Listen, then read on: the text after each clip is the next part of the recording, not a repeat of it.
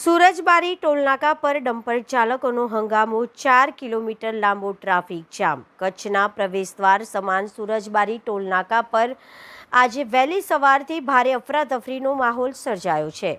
Overload ડમ્પરો દ્વારા toll plaza પર ગાડીઓ લેનમાં ઊભી રાખી દેતા આશરે 4 કિલોમીટર લાંબો ટ્રાફિક જામ સર્જાયો છે, જેના કારણે સામાન્ય વાહન ચાલકો, મુસાફરો અને ટ્રાન્સપોર્ટરો ભારે હાલાકીનો સામનો કરી રહ્યા છે. મળતી માહિતી મુજબ ટોલ પ્રશાસન દ્વારા ઓવરલોડ વાહનો પાસેથી વધારાનો ચાર્જ વસૂલવાની કાર્યવાહી હાથ ધરાતા ડમ્પર ચાલકો અને ટ્રાન્સપોર્ટરોએ તેનો સ્પષ્ટ ઇનકાર કર્યો છે.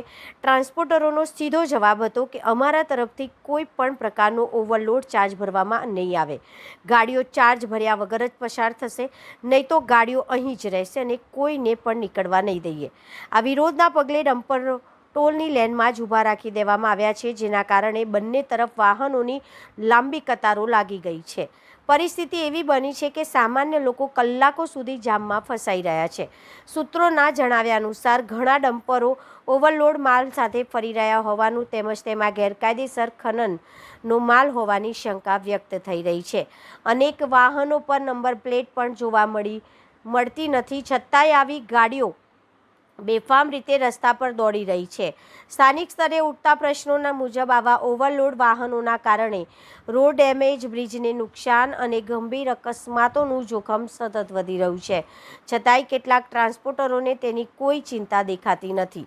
સૂત્રોના જણાવ્યા અનુસાર ટોલ પ્રશાસને અગાઉ જિલ્લા મેજિસ્ટ્રેટ ડી.એમને લેખિત રજૂઆત સાથે ફોટોગ્રાફી પુરાવાઓ પણ સોંપ્યા હતા, જેમાં નંબર પ્લેટ વગરના ડમ્પરો, ગેરકાયદેસર ખનન સામગ્રી અને બેફામ વાહન વ્યવહાર અંગે સંપૂર્ણ વિગતો આપવામાં આવી હતી. તેમ છતાંય અત્યાર સુધી કોઈ નક્કર કાર્યવાહી કરવામાં આવી નથી તેવું જાણવા મળ્યું છે.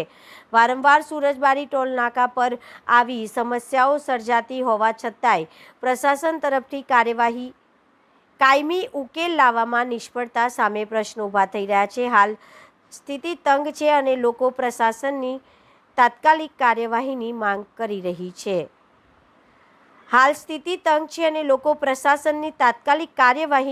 કરી રહ્યા છે.